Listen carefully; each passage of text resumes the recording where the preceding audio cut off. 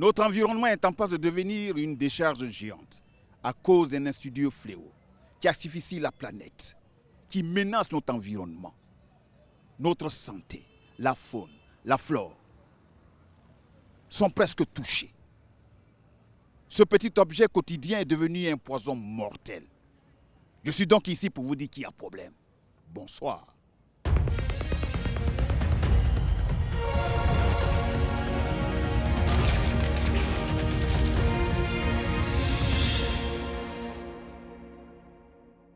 « 400 ans, c'est le temps qu'un simple sachet plastique met à disparaître.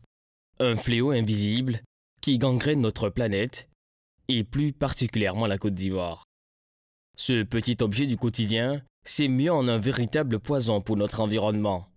Léger, pratique, jetable, chaque année, des millions de tonnes de plastique envahissent notre planète, menaçant la faune, la flore et notre santé. En Côte d'Ivoire, où la vie bat au rythme des marchés, le sachet plastique est partout. Un héritage empoisonné que nous léguons aux générations futures. Quel impact sur notre environnement et la santé des Ivoiriens? Comment s'en sortir?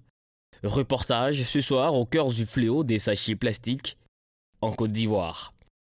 Abbas, le visage marqué par le temps, scrute l'horizon depuis son étalage. Ici dans son magasin à Djamé, les rouleaux de sachets plastiques multicolores s'étendent à perte de vue, contrastant avec la misère qui l'entoure. Des rouleaux entiers soigneusement empilés attendent d'être découpés et vendus. Ils emballent les fruits, les légumes, la viande, le poisson. Tout se consomme dans un sachet. Pour Abbas, comme pour de nombreux autres commerçants, ces petits objets en plastique sont bien plus qu'un simple emballage. Ils représentent une part importante de leurs revenus. Bon, ici, là, dans la vente des sachets, ici déjà, là, on a les bobines, là, c'est que les gens prennent pour couper l'eau, là. Voilà, donc on a les bobines imprimées. Tout ça, c'est les bobines qu'on prend pour couper l'eau. Voilà, maintenant ici, là, on a les sacs en tissu. C'est que vous voyez souvent dans les supermarchés, là. C'est que comme et autres, là, c'est quand on attrape, là, voilà. Bon, ici, là, on a tout ce qui est type de sachets, que ce soit les 5 kg, les 10 kg. Voilà, même les sachets transparents là, c'est que vous partez pour payer les galettes là. Les sachets transparents qu'on met là, on a ça, on a beaucoup de modèles. Même les sachets noirs, ce qu'on vend souvent dans le marché 100 francs, les sachets bleus 50. Voilà, tout ça, on en a ça ici. C'est des marchandises que vous fabriquez vous-même ou c'est importé? Oui, non, c'est fabriqué ici. Ici, comme j'avais dit, c'est une succursale. C'est un magasin succursale. On représente la société. Voilà, donc ce n'est pas des sachets qui sont importés, c'est déjà fabriqué ici. Donc nous, on représente directement la société. C'est pas avec quelle matière? C'est matière plastique. Voilà, c'est la matière plastique. Donc c'est transformé et puis ça est déjà dans le marché maintenant. Donc nous, on prend à la revente. On utilise beaucoup les sachets. On a essayé de transformer ça avec les sacs. Mais les sachets là, c'est 90%. Même vous partez dans tout le marché ici, même au dehors, là, quand vous regardez là, 90% et tout, c'est les sachets qu'ils ont en main. Donc les sachets sortent plus que les sacs? Oui, ça c'est sûr. Et puis les sachets sont encore moins chers que les sacs. Voilà. Donc les sachets, peut-être un petit paquet peut te coûter 300 francs. Le sac là, tu ne peux pas l'avoir au même prix. Donc il y a une différence. Son témoignage résonne comme un écho à la complexité de la situation. À Abidjan, où les infrastructures de gestion des déchets sont souvent déficientes, les sachets plastiques représentent à la fois une menace et une opportunité. Ils facilitent le transport des denrées alimentaires, protègent les produits et sont bon marché. Pour de nombreux commerçants comme Abbas, ils constituent une source de revenus essentielle. Bon, on a les bobines qui sortent avec les sachets bleus, là, ce qu'on a dit, les sachets bleus 50 là. Bon, nous c'est en termes de dimension, nous on dit 33, 60. Bon, voilà déjà un paquet. C'est ce genre de sachets beaucoup là qui sortent. C'est ce qu'on voit généralement en ville. Hein. Voilà, c'est ce qu'on voit généralement en ville, même vous voyez. Comme j'avais dit, il revient toujours moins cher que les sacs. Voilà, lui là, peut-être avec 30 francs comme ça, là, tu peux avoir un sachet. Mais avec un sac là, non. Et puis beaucoup de gens prennent ça souvent pour attacher les bobines. Comme les bobines d'eau là, ça sort. Les gens vendent en gros, ils attachent les sachets de bobines là. Et puis ils les mettent dedans. Et puis ils vendent ça en gros. C'est vrai que c'est moins cher. Oui. Donc c'est destiné justement à une population oui. voilà, plus Beaucoup parlent de sa qualité. Souvent Non, les par rapport qualités à sont de très bonnes l'environnement. qualités. Si c'est en termes de qualité, c'est de très bonnes qualités. Ils prennent au moins plus de 10 kilos. Si vous voulez, on peut tester même. Ils prennent plus de 10 kilos. Mais peut-être à cause de l'environnement, souvent, que les gens sont un peu réticents là-dessus. Voilà. Sinon, si c'est en termes de qualité, c'est les top. 10 kilos, on peut tester? On peut tester, oui. Bon, voilà déjà 2 bobines de 5 kilos. Voilà 5,3 kilos. Voilà une bobine même de 6 kilos. On est déjà dans 11 kilos. Et ça tient. Ça tient. On a plus de 11 kilos. 11 kilos 300 déjà. Si c'était quelque chose qui n'était pas bon, il y a longtemps il s'est cassé. Donc voilà. Cependant, la transition vers une économie circulaire sans plastique n'est pas aisée. Les alternatives existent. Sacs en tissu réutilisables, emballages biodégradables, mais leur coût est souvent plus élevé et les habitudes de consommation sont difficiles à changer du jour au lendemain. Quand on prend un multi, on revend ici et puis c'est tout. Le circuit est déjà fermé. On a des grossistes aussi, peut-être à l'intérieur du pays. On les livre aussi et puis bon, le circuit est fait jusqu'au consommateur final. Le consommateur final, généralement, c'est qui? C'est Bon, la population, oui. Les petits commerçants, les détaillants, ceux qui utilisent les sachets chez eux aussi à la maison, comme peut-être les sachets de conservation. Ça peut être toi, ça peut être moi, ça peut être tout le monde. Souvent, on vous impute un peu la responsabilité de savoir que on retrouve souvent les sachets dans des caniveaux ou en bord de mer ou en bord de Oui, lac. mais ça, maintenant, ça, c'est pas à nous. Bon, toujours, il faut dire au consommateur final de toujours jeter à la poubelle. Mais que ce soit les sachets, ça peut être autre chose aussi, hein. Pas forcément les sachets. Mais les conséquences de cette dépendance sont lourdes. Les sachets plastiques obstruent les canalisations, tuent les animaux marins, contaminent les sols et les nappes phréatiques. Face à ce constat alarmant, de plus en plus de pays africains ont décidé de prendre des mesures drastiques. Et la Côte d'Ivoire n'est pas restée en marge. Des interdictions totales aux sachets plastiques ont été mises en place, accompagnées de campagnes de sensibilisation et de programmes de recyclage.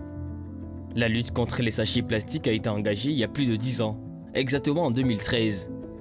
Mais en Côte d'Ivoire, c'est connu, nos autorités s'essoufflent vite dans l'application dans la durée des décrets. Ce décret 2013-327 du 22 mai 2013, en son article 8 et 9, disait ceci. Sont interdites toute production, toute importation et toute commercialisation de plastique sur le territoire national. Toute forme d'utilisation de sachets plastiques, toute détention de sachets plastiques. Sont aussi interdits tout déversement, tout rejet de sachets plastiques dans les rues et les autres lieux publics, en milieu urbain et rural, dans les infrastructures des réseaux d'assainissement et de drainage, dans les cours et plans d'eau et leurs abords. Tout dépôt de sachets plastiques sur le domaine public, y compris le domaine public maritime. Toute immersion de produits solides ou liquides conditionnés dans des sachets plastiques dans les eaux maritimes, lagunaires, fluviales et lacustres sous juridiction nationale. Au vu de tous, les sachets plastiques continuent d'être commercialisés, mais aussi fabriqués. À Abidjan, comme dans plusieurs autres villes, le sachet plastique est partout. En quelques minutes, nous l'utilisons, puis nous l'oublions. Mais lui, il reste. Il pollue nos sols, notre lagune et nos plages.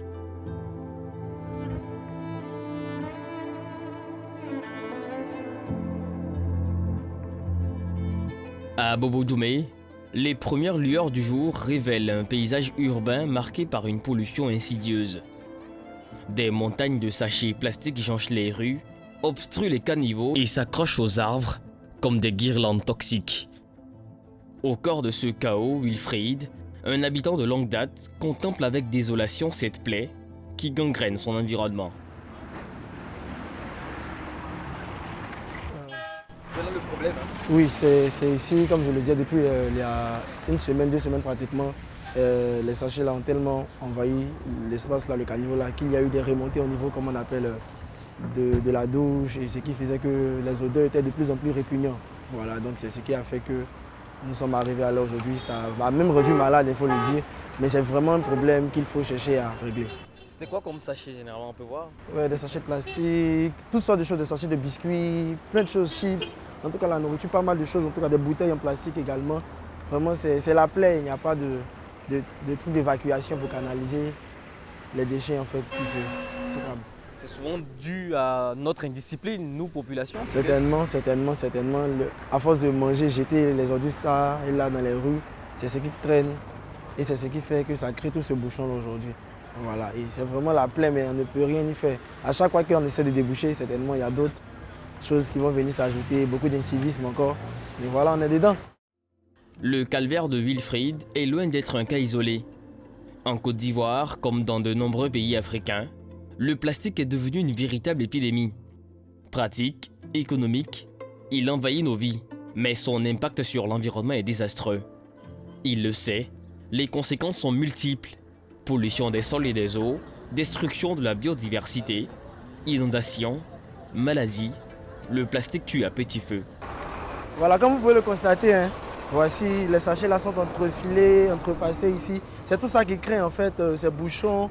On ne peut finir. Regardez là par exemple, l'hygiène en fait n'est pas vraiment adéquate, comme vous le constatez.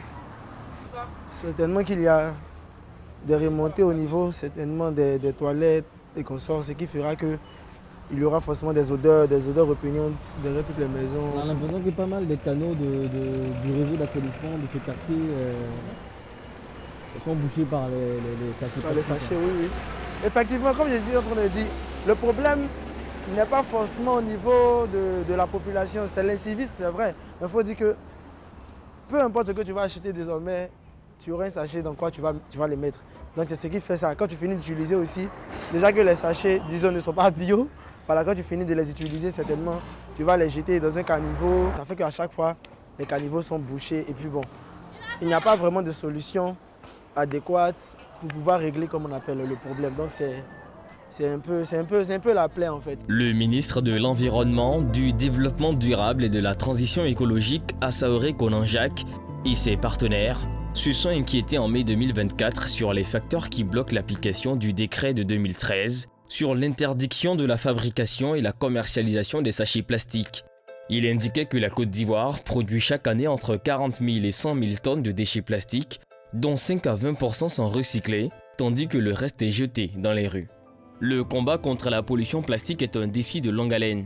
Mais avec la volonté politique, l'engagement des citoyens et le soutien de la communauté internationale, il est possible de construire un avenir plus propre et plus durable pour les générations futures.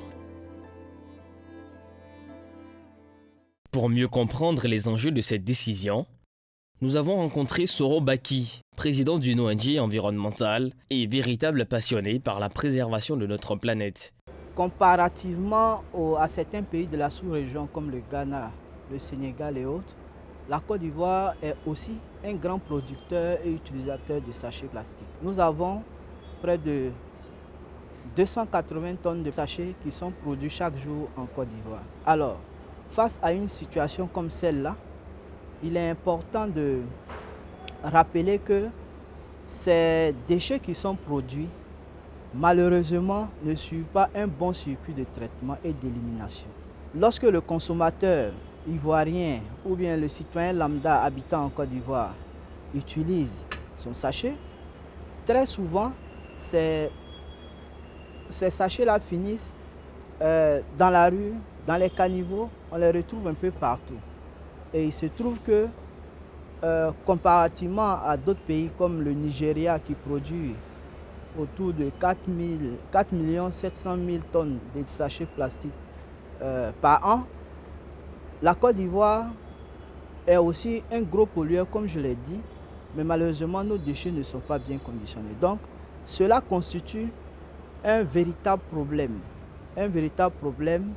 de pollution environnementale à travers ces déchets plastiques qui ne sont pas bien gérés.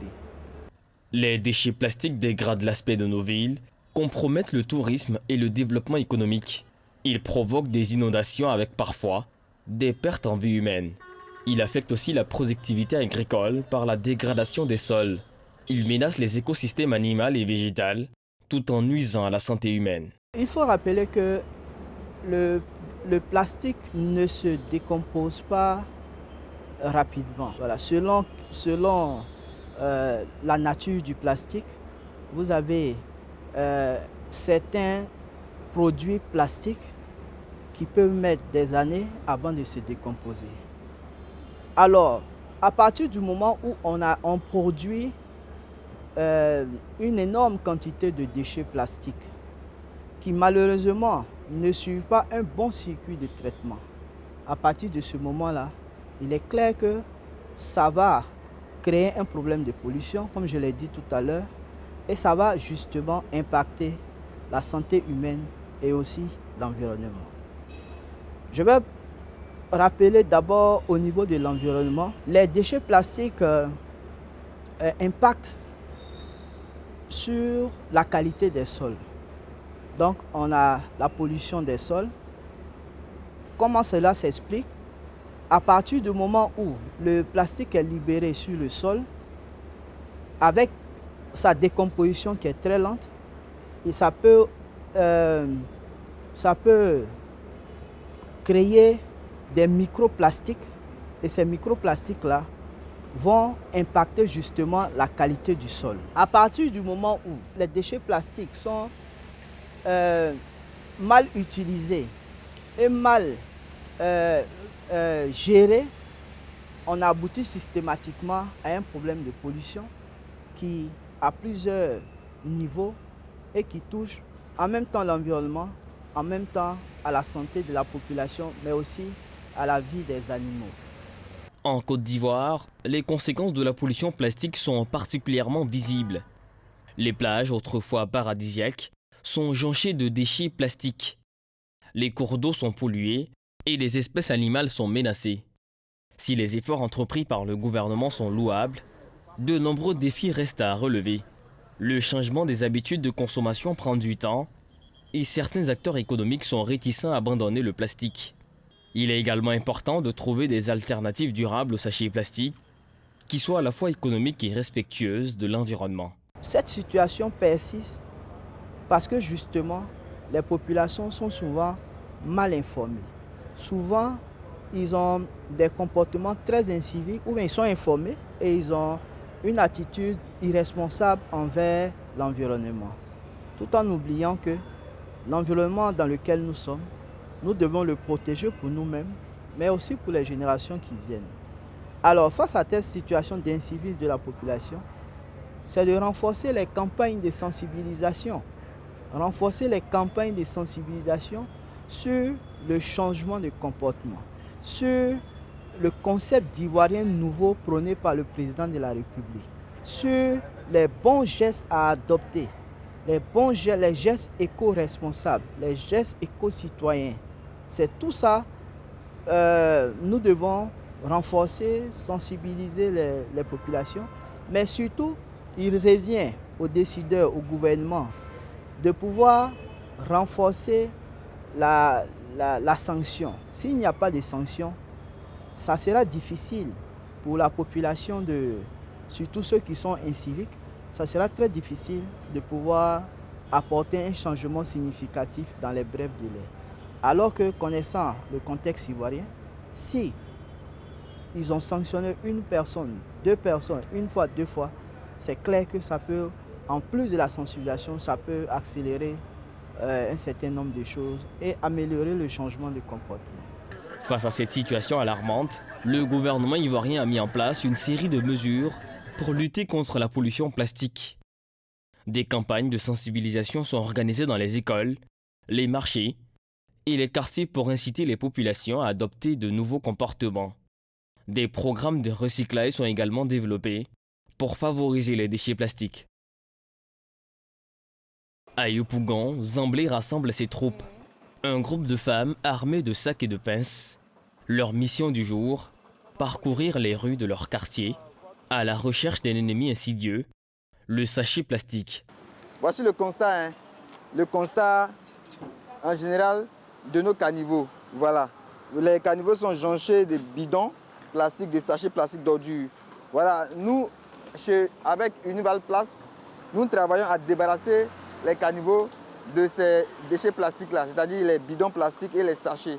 Voilà, nos agents sont régulièrement sur le terrain au quotidien afin de débarrasser les caniveaux là de ces déchets-là. Parce que quand cela n'est pas fait, ces déchets, ces bidons, vous voyez, se retrouvent finalement en bordure des lagunes ou bien vont dans les bassins et puis bouchent ou bien obstruent les infrastructures de circulation de l'eau. Vous voyez un peu. Voilà.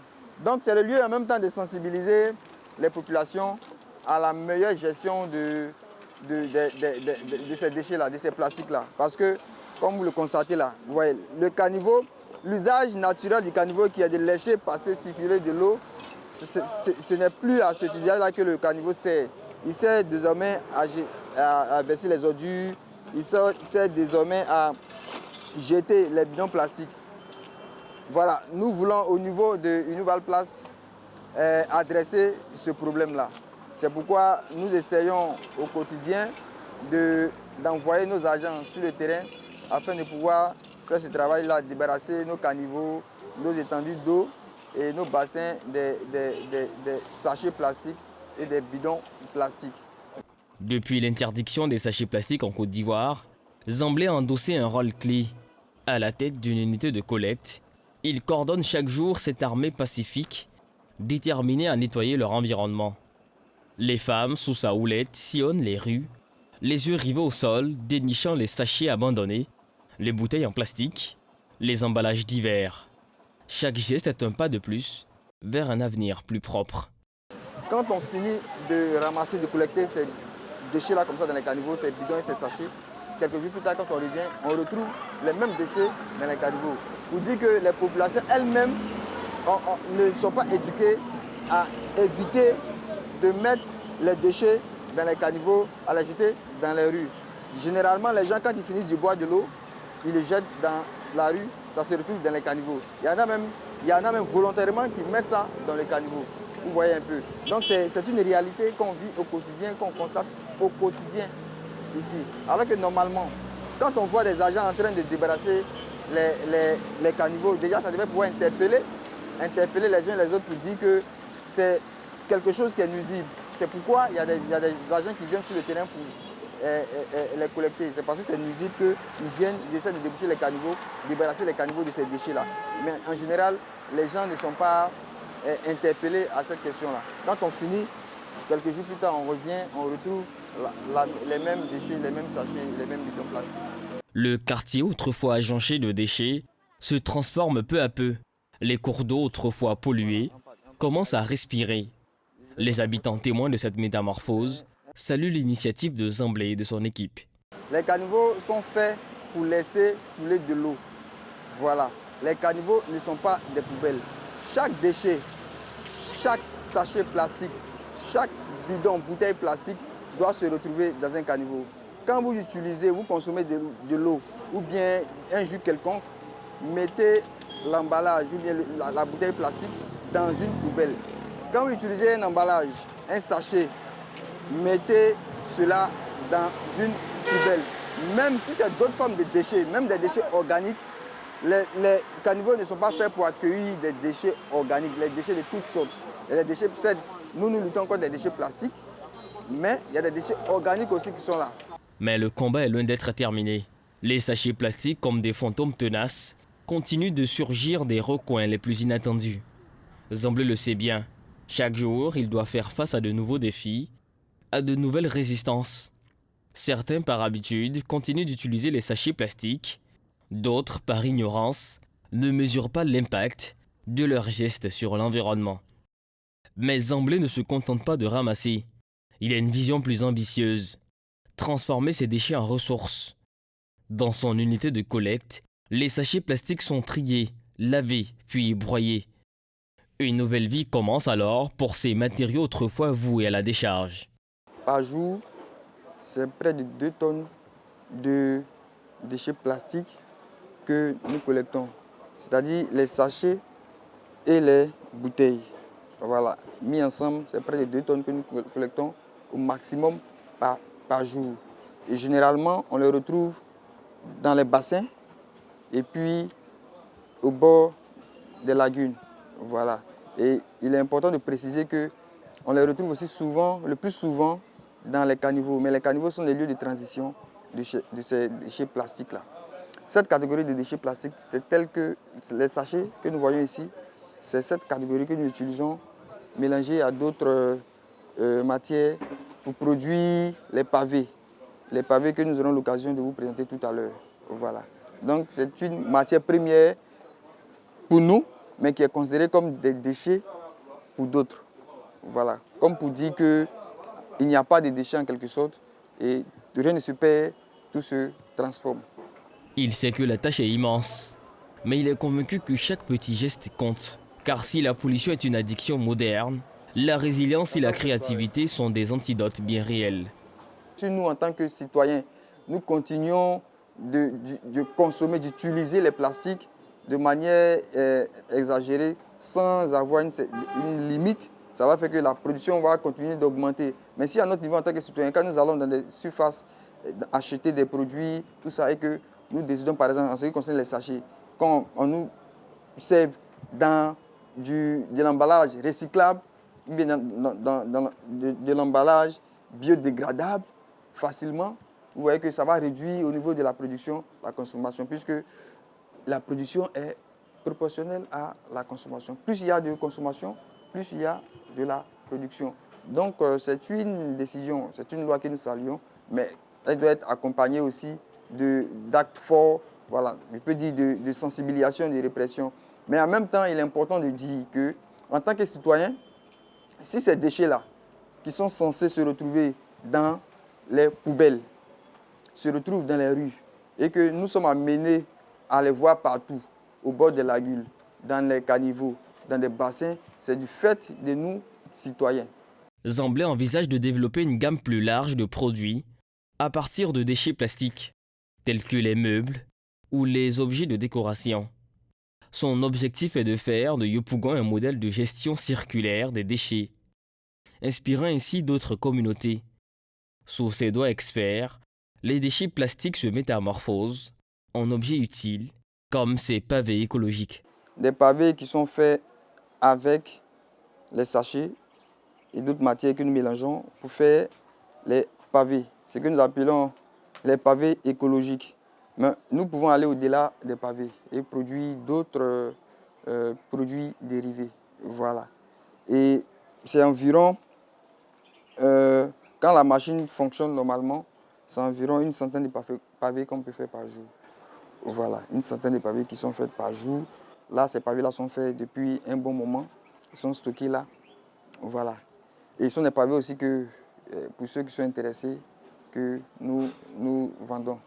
Voilà. On peut dire que les sachets plastiques que nous voyons partout dans nos rues, voilà, qui polluent nos rues et qui sont souvent négligés par plusieurs, servent à quelque chose, finalement, servent à quelque chose. Et voilà ce que nous réussissons à faire avec ces pavés. Les plages de Grand Bassam, autrefois joyaux du littoral ivoirien, ont progressivement été envahies par une marée de déchets. Mais face à cette pollution alarmante, une femme s'est levée pour redonner vie à ces espaces naturels. Rose, fondatrice de l'ONG Dialive. Tout ce qui est plastique, déchets plastiques, tout ce qui est plastique, au moins c'est recyclable. Ça, les algues comme ça, moi je sais qu'il y a une amie, elle me dit que les algues ça se transforme, on peut les transformer en du pétrole ou bien du gaz. Mais nous, ce que l'ONG recherche, c'est les plastiques. Au moins c'est... Parce que ça, même les poissons, on a eu plusieurs cas ici, hein, où il y a des poissons qui ont échoué sur la berge là, et il y avait des plastiques qui les ont étouffés. Au moins c'est dommage quoi. C'est important pour vous que nos plages soient propres? Mais c'est important. Vous voyez, là c'est parce qu'il y a les algues. Hein. Les algues c'est naturel. Et vous voyez que les plastiques ont diminué. Avant c'était pas comme ça. Mais Dieu merci, ça va. Avant, tu ne pouvais pas te baigner. Comme l'ONG a commencé son travail là, par un constat, après l'attaque, je ne sais pas si je dois le dire, après l'attaque djihadiste de Grand Bassam, les plages étaient désertes. Et c'est comme ça qu'on s'est constitué en association et après ONG pour dégager les plastiques en bordure de plage. Même, il y a même des seringues. Mais on ne sait pas d'où ça provient. Donc, tout. Même souvent, on trouve même des habits. Des habits, des chaussures. Mais nous, on prend les chaussures aussi. Mais il y a un artiste qui les transforme aussi. Lui, il a sa particularité de transformer. Ils font des tableaux avec des tapettes. Donc, pour dire que on prend tout. Et Rose ne se contente pas de ramasser les déchets. Forte d'une créativité débordante, elle transforme ces objets jugés inutiles en de véritables œuvres d'art. Ces créations originales sont ensuite vendues lors de marchés locaux, permettant ainsi de financer les activités de l'ONG Dialive et de sensibiliser le grand public à la préservation de l'environnement. Au fil des années, le projet de Rose a suscité un élan de solidarité. Des bénévoles, attirés par son enthousiasme et son dévouement, ont rejoint l'aventure. Tout part d'un constat. Nous constatons tous la présence des déchets plastiques dans nos rues, dans nos villes, ce qui bien évidemment n'ont pas d'impact positif, je peux le dire ainsi, sur l'environnement. Donc, vu que nous avons constaté ce fait-là, donc BI a décidé de s'occuper d'abord de la sensibilisation, en sensibilisant les populations sur les dégâts du plastique sur l'environnement et aussi en valorisant ces déchets-là à travers la transformation. À travers la transformation en vue d'obtenir des déchets utiles pour nos différents ménages, nos différentes... Voilà. Et ces déchets-là, il faut noter que ces déchets-là sont réutilisables. C'est-à-dire qu'on peut les réutiliser de manière infinie. Si par exemple j'ai cette règle et que ça se casse, on peut rebroyer et puis refabriquer une autre règle avec ce même plastique-là.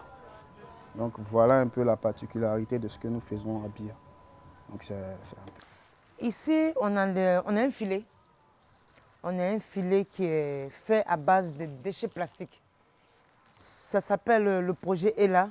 C'est fait avec les enfants de l'EPP Jean-Michel Moulot de Grand Bassam. C'est quoi l'importance pour vous souvent d'intégrer les enfants à ce genre de programme? Les enfants, c'est l'avenir. C'est à ceux-là même qu'on doit inculquer la valorisation des déchets. Vous voyez, si déjà ils apprennent dès le bas âge, mais quand ils vont grandir, en tout cas nous on sera tranquille parce que la relève sera assurée. Parce que déjà eux-mêmes ils ont pris conscience de transformer eux-mêmes et de valoriser les déchets plastiques.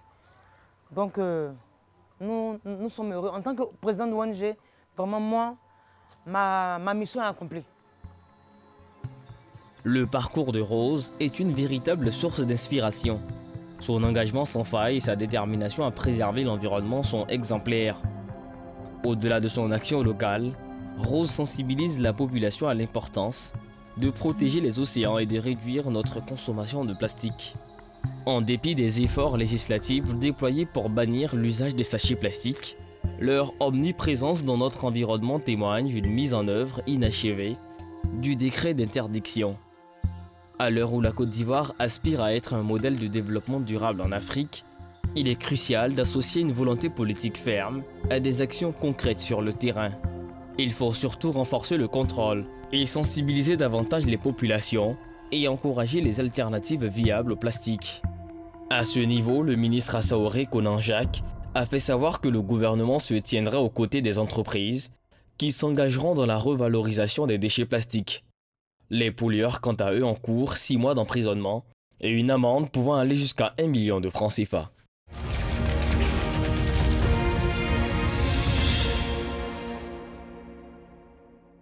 De retour sur le plateau, nous allons faire donc le tour de la question parce que ce petit sachet est devenu aujourd'hui un poison mortel. Il faut en parler. Il faut donc crever l'abcès et j'espère que vous allez accorder donc à ces échanges un intérêt. Chers téléspectateurs, je suis avec M. Zamblé Bi-Irié Karl Dexter. Vous êtes donc le directeur des opérations chez Unival Place Africa. Une petite présentation de cette structure, c'est quoi exactement? Bonjour à vous, M. Djonje. Et je tenais, à l'entame de mon propos, dire merci à Live TV qui nous donne l'opportunité d'échanger sur la problématique de la pollution plastique. Voilà, Univalplast est une unité de valorisation des déchets plastiques. Nous sommes spécialisés dans la collecte des déchets et la transformation de ces déchets-là en des produits dérivés. Par exemple, les pavés. Voilà, pour le moment, notre capacité opérationnelle nous permet de transformer les déchets plastiques en pavés.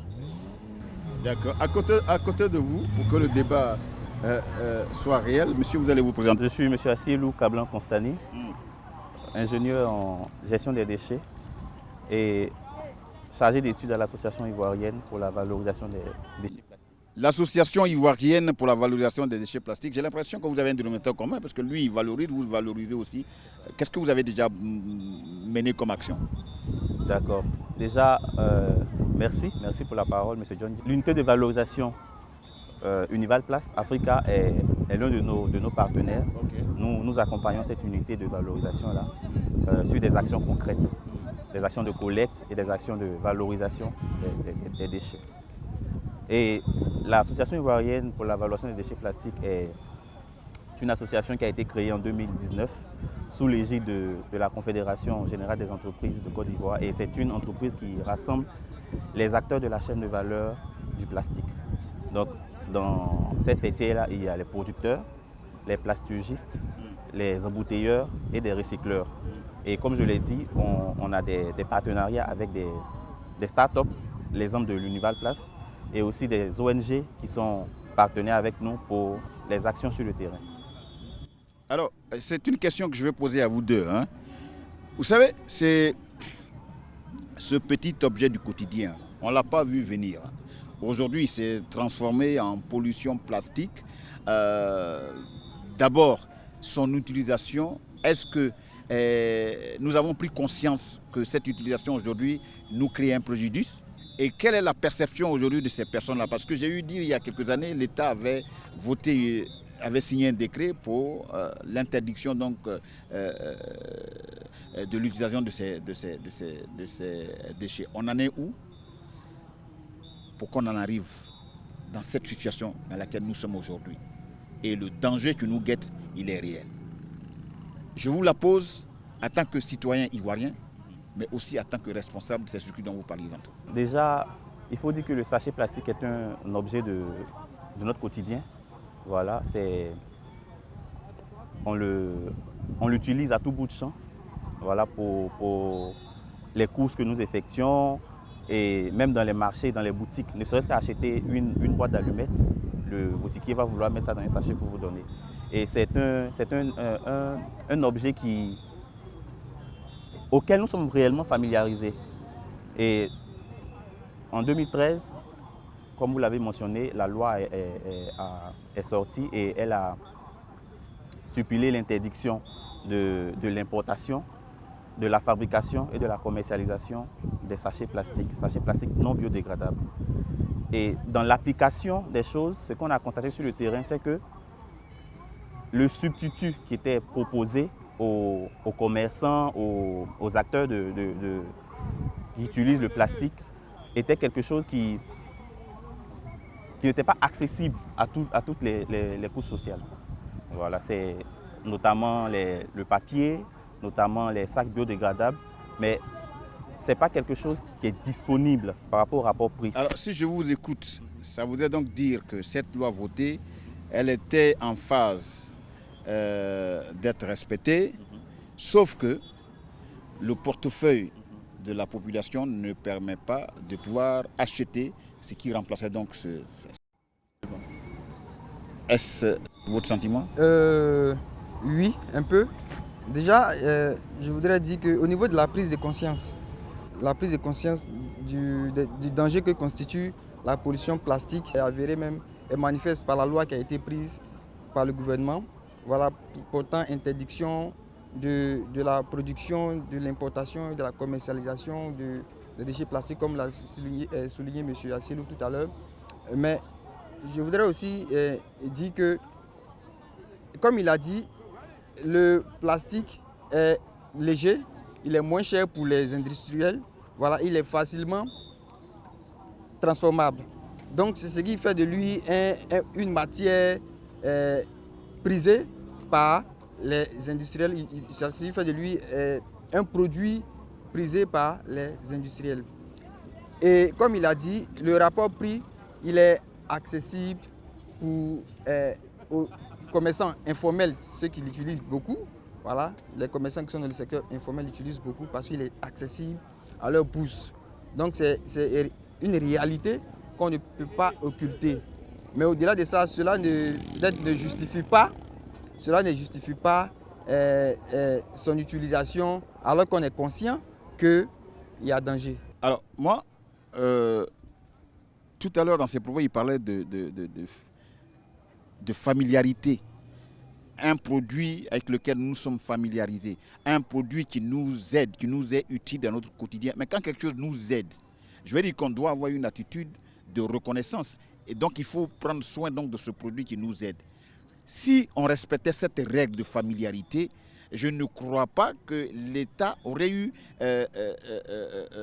l'idée même de pouvoir créer, de mettre sur pied une loi, un décret qui interdisait donc l'utilisation. C'est notre attitude vis-à-vis de ces sachets-là qui entraînent cette pollution. Alors, si on fait ça aujourd'hui, là, nous, population, quelle est notre perception même de la pollution plastique? Est-ce qu'on est conscient du danger qui nous guette? Est-ce qu'on prend les dispositions? Parce que c'est bien beau de dire que oui, non, ceux par lesquels on a remplacé donc notre sachet plastique là ne nous permet pas par rapport à son coût de l'utiliser. Je veux dire que pourtant, il a bien existé. Il aurait fallu respecter juste les règles. D'accord. Notre expérience sur le terrain a montré, je vais relativiser, mais a montré quand même que la population, la plupart des citoyens a intégré le fait que les plastiques sont un danger. Voilà. Maintenant, de là a abouti au changement de mentalité, au changement d'habitude. C'est ça ça fait appel au problème de la gestion au quotidien des déchets plastiques. C'est là qu'il y a un problème. Nous sommes amenés en tant qu'Ivoiriens, en tant que citoyens, à mieux gérer ces plastiques. Parce que l'idéal aurait été de l'interdire, l'idéal aurait été que cela ne soit pas produit. Mais ces produits, qu'est-ce qu'on fait de ce qui existe déjà? Alors là, ce qu'il faut en faire, c'est de mieux gérer ces sachets plastiques. Comment mieux les gérer? Quand j'ai bu de l'eau, par exemple dans une bouteille d'une marque de la place, j'ai bu de l'eau, la bouteille, je dois trouver impérativement une poubelle dans laquelle la mettre. Quand elle est dans une poubelle, elle est facilement recyclable. Quand j'ai acheté un beignet quelque part et qu'on m'a servi dans un sachet, je dois impérativement, après avoir consommé mon beignet, mettre le sachet, trouver une poubelle où mettre le sachet, c'est facilement recyclable. Ça, ce sont des habitudes qu'il faut changer. Au lieu de les jeter partout dans les rues, finalement, ça se retrouve dans nos caniveaux, dans nos rues, et ça véritablement pollue notre environnement. Est-ce qu'on peut faire un peu le point de la situation? Ces sachets plastiques-là sont acquis comment? Et puis, comment on arrive à les jeter? Et l'autre volet de la question, je veux dire que dès l'instant où on est dans une république, donc on est censé respecter la loi de cette république à laquelle nous appartenons tous, comment ça se fait qu'on signe un décret et qu'on prenne comme argument que le coût de ce qui remplace donc notre sachet plastique là est tellement élevé que nous ne pouvons pas. Donc nous reconduisons donc une nouvelle perception et nous remettons les sachets plastiques. On défie donc l'État, mais on se met en danger parce que depuis que ces sachets-là sont utilisés, nous n'avons jamais pris soin de pouvoir les utiliser comme il se doit et les jeter là où il faut. Qu'est-ce qu'on a fait? Déjà, il faut dire que concernant la sensibilisation sur les dangers liés à la matière plastique, comme M. Zamblébi l'a dit, il y a une réelle connaissance de ce que ça représente un danger, que ce soit pour l'écosystème marin, que ce soit pour l'écosystème terrestre et même pour la santé. Il y a une connaissance. Mais ce qui est généralement quand on rencontre les gens dans les rues et qu'on leur dit mais au lieu de jeter le plastique dans la rue, vous devez trouver une poubelle. Et la question qu'ils vous posent c'est regardez dans les 5 mètres dans le périmètre immédiat, est-ce qu'on trouve une poubelle à disposition? Est-ce que tout de suite là... Je vais vous prendre au mot. Vous rencontrez donc ces personnes vous disent que je veux bien, mais quelles sont les conditions réunies, remplies, qui me permettent, moi, de mettre dans une poubelle le sachet? Les poubelles sont censées être déposées par qui? Par les mairies? Oui, les poubelles sont censées être déposées par les collectivités territoriales. Messieurs qui travaillaient dans ces collectivités, les populations, si je tiens compte des propos tenus par mes invités, sont prêtes donc à respecter cette ligne de conduite, qu'elles se doivent de s'imposer parce que leur santé, il y va de leur santé, mais il faut qu'à chaque périmètre, on puisse trouver une poubelle. Et ces poubelles-là, c'est vous les maires. Vous avez été votés pour ça. Mettez donc les poubelles à portée des populations pour que les sachets soient visités. Ça, c'est un premier élément très, très important.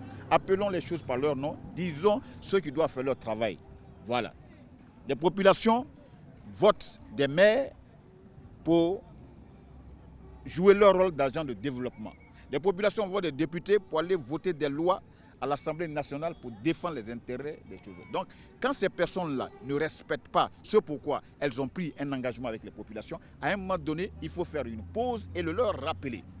Donc, au risque de me répéter, messieurs et madame les maires, mettez les poubelles à portée des populations pour que ces sachets-là puissent être jetés. C'est important de le préciser. Allons-y. Quand on pour enchérir, quand on a mis les collectivités territoriales, les maires, les élus locaux en face de leurs responsabilités, il est important aussi qu'on mette les citoyens que nous sommes en face de nos responsabilités. Voilà, parce que c'est vrai, on souhaite que les élus locaux puissent mettre des poubelles un peu partout dans nos communes, dans la ville, de sorte qu'on soit à même de pouvoir mettre nos déchets plastiques dans les poubelles. Mais en même temps, nous-mêmes, nous sommes appelés à changer d'habitude, à changer de mentalité. Parce que moi, par exemple, en semaine, là, j'ai rencontré une dame qui a consommé de la banane et puis elle a jeté l'emballage à terre. Je l'ai interpellée. Ce qu'elle m'a dit, tu vois, ici, là, quand tu regardes là, tout le monde verse. J'ai dit, mais ce n'est pas parce que tout le monde verse que tu dois verser. Donc en même temps, c'est interpeller les citoyens que nous sommes à un changement de mentalité. Parce que, comme le dit un adage célèbre, il n'y a pas de nation développée sans des citoyens eux-mêmes développés. Donc nous sommes amenés à développer notre façon de voir les choses, à développer notre rapport aux déchets, à développer notre rapport à l'environnement pour le bien-être de tous. Maintenant, pour revenir à la question que vous avez posée au début par rapport à où est acquis ces déchets, je pense que ces sachets plastiques, je pense qu'il est acquis généralement, actuellement, après la promulgation de cette loi, sur des marchés informels. C'est-à-dire que nos mamans, nos soeurs, nos frères qui sont dans des secteurs informels, généralement, ce sont ces emballages, ces sachets qu'ils utilisent pour emballer leurs produits. Parce que, comme on l'a dit au début, ils n'ont pas suffisamment de moyens pour avoir les emballages biodégradables. Donc, ils se contentent de ces objets. Mais en même temps, ces objets sont acquis parce qu'ils sont disponibles. Parce que la consommation est proportionnelle et en rapport de la production. Les sachets sont acquis parce qu'ils sont disponibles. Si les sachets ne sont pas disponibles, ils ne peuvent pas être acquis par les commerçants, même disons qu'ils soient informels ou pas, ils ne peuvent pas être acquis par cela. Parce que quand on constate dans les grandes surfaces, aujourd'hui, les emballages qui sont utilisés sont les emballages biodégradables qu'on a l'habitude de voir. Voilà. Il y en a même qui utilisent le même emballage pour toutes les couches. Quand il va aujourd'hui, quand il a fait ses couches, il retourne à la maison, il revient avec le même emballage la prochaine fois. Tout ça contribue à lutter efficacement contre la pollution plastique. Donc, en tant que l'État est engagé à travers les collectivités locales, mais nous, en tant que citoyens, nous sommes aussi engagés, notre responsabilité est engagée dans cette lutte contre la pollution plastique. Est-ce que vous initiez de temps en temps des campagnes de sensibilisation vis-à-vis de ces populations? Et ça donne quoi? Oui, nous initions des campagnes de sensibilisation vis-à-vis des populations et c'est ce qui nous permet de réellement constater que les populations sont sensibilisées quant aux dangers liés au... Mais à quel moment elles sont sensibilisées quand chaque fois qu'on les interpelle, elles disent oui, est-ce que je suis la seule à faire ça? Est-ce que je suis le seul à faire ça? Et parfois aussi ils disent non, ça ne tue pas les Africains.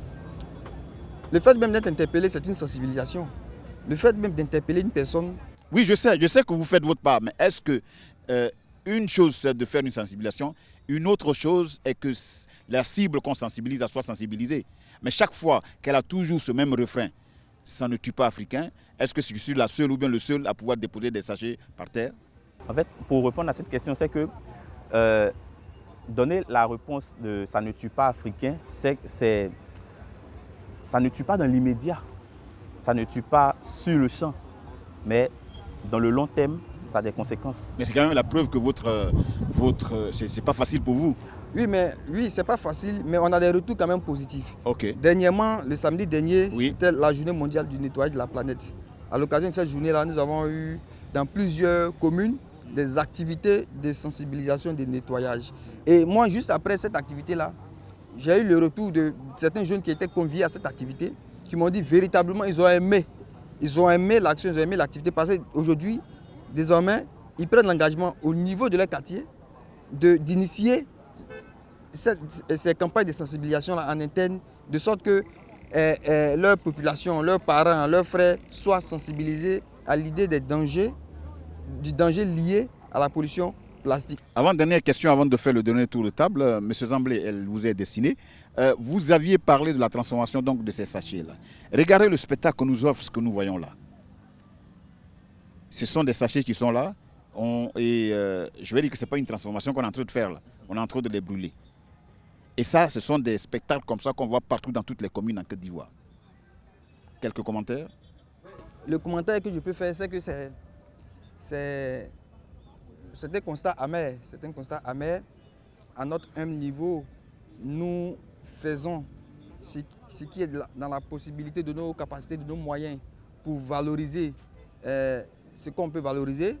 Mais au-delà de cette action, peut-être c'est le lieu d'appeler nos décideurs politiques d'accompagner vigoureusement toutes les initiatives qui visent à transformer ces déchets-là, parce que nous sommes au fait que c'est un danger imminent, c'est un danger réel et que nous devons pouvoir l'adresser le plus rapidement possible. Donc c'est le lieu d'appeler les décideurs à véritablement encourager, accompagner les entreprises, les organisations, les associations qui ont des initiatives dans le sens de la valorisation de ces déchets plastiques. Parce que les solutions, il y en a. Il y a des solutions. Mais maintenant, il faut avoir la volonté de pouvoir accompagner ces solutions-là, les faire perdurer dans le temps. Et bientôt, on verra que l'objectif, c'est d'avoir 0 déchet en Côte d'Ivoire à l'horizon 2030. 0 déchet, c'est l'objectif. C'est l'objectif et c'est à ça que nous voulons arriver. C'est pourquoi nous nous battons et chaque jour. C'est pourquoi nous réfléchissons, nous trouvons des astuces, des possibilités, des opportunités pour pouvoir arriver à atteindre cet objectif-là. Vous avez parlé de l'objectif, c'est de se retrouver dans une situation de 0 déchet. Oui, mais pour atteindre ces objectifs-là, il faut pouvoir respecter avec beaucoup de rigueur les lois que se dote le pays. Comment expliquez-vous qu'on ait signé un décret qui interdit l'utilisation et il y a des sociétés qui fabriquent ça encore en Côte d'Ivoire? Déjà là, c'est la responsabilité à 2 niveaux. Il y a le laxisme, la négligence de nos autorités politiques qui sont eux-mêmes initiateurs, promulgateurs de cette loi. Voilà. Et il y a, je peux dire, l'insouciance des populations, des citoyens que nous sommes.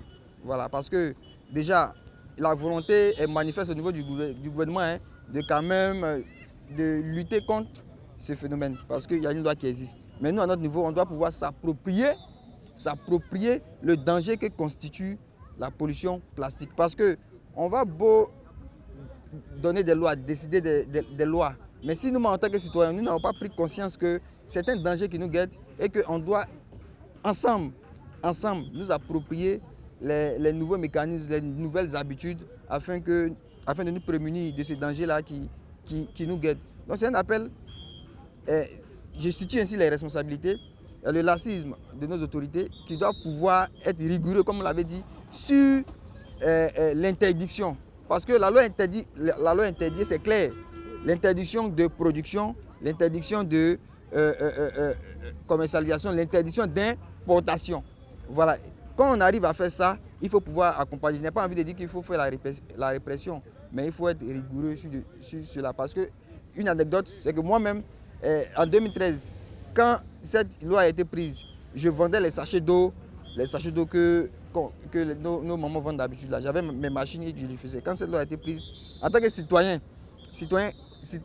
voilà, responsable et qui a compris l'enjeu de cette décision, j'ai arrêté. C'est vrai, ça m'a fait perdre de l'argent, mais j'ai arrêté et je me suis concentré sur d'autres activités. Donc pour dire qu'il y a l'appel au gouvernement, mais aussi il y a la responsabilité des citoyens que nous sommes qui est engagée. Votre mot de fin? Nous encourageons toute la population ivoirienne à prendre à cœur cette question de la pollution plastique parce que c'est un danger qui touche tout le monde.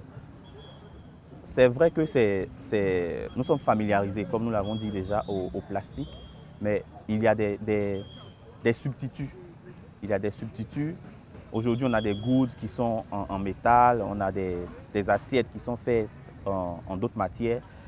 En lieu et place de la matière plastique qui est vraiment un danger. Parce que ne serait-ce que consommer un aliment chaud dans une assiette en plastique, c'est s'intoxiquer. C'est s'intoxiquer et c'est vrai que la conséquence n'est pas immédiate, mais sur le long terme, elle a des répercussions sur la santé. Donc j'invite les populations à pouvoir prendre à cœur cette question de pollution plastique et à se sentir responsable des déchets que nous voyons dans les rues. Ce n'est pas l'affaire forcément des politiques, ce n'est pas l'affaire forcément du secteur privé, mais c'est l'affaire de tout le monde, l'affaire de la population, y compris les autres que j'ai déjà mentionnés. Nous allons donc mettre fin à cette émission, mais je ne saurais la terminer sans dire ceci. Chères autorités de l'État de Côte d'Ivoire, un décret a été signé par vous. Ce décret a été mis en application. Malheureusement, il n'est pas du tout respecté. Je tenais simplement à vous le rappeler parce que ce déchet plastique-là est devenu un poison mortel. Oui, il est là, il est mortel et il tue chaque jour que Dieu fait. Parce que des gens ne respectent pas le décret que vous avez signé. Il va falloir prendre vos responsabilités. Je voudrais aussi parler aux agents de développement. Les populations vous ont voté pour que vous puissiez remplir toutes les conditions pour que cette population se débarrasse de ces sachets. Et pour ça, il faut des poubelles. S'il vous plaît, prenez vos responsabilités. Je voudrais aussi m'adresser donc aux députés. Vous êtes là-bas pour que la vie des populations change par le biais donc du vote des lois qui sont transformées en décrets signés par le président de la République. Faites votre travail. Regardez dans le rétroviseur. Le décret a été signé par le chef de l'État et ce décret n'est pas respecté. Les populations sont en danger. Alors si à un haut niveau, on n'arrive pas à faire respecter ces lois, il ne faut pas qu'on soit surpris que les populations respectent ces lois. C'est chaque pièce dans ce puzzle qui fait de notre État ce vrai pays en voie de développement et qui est en train d'atteindre sa vitesse de croisière. Mais pour ça, il faut que chacun joue son rôle. On se retrouve quand? Dimanche prochain pour un autre sujet de Y'a Problème. Merci de votre fidélité. Merci de l'intérêt accordé donc à ces moments que nous passons avec vous. Et on se retrouve dimanche prochain. Bonsoir.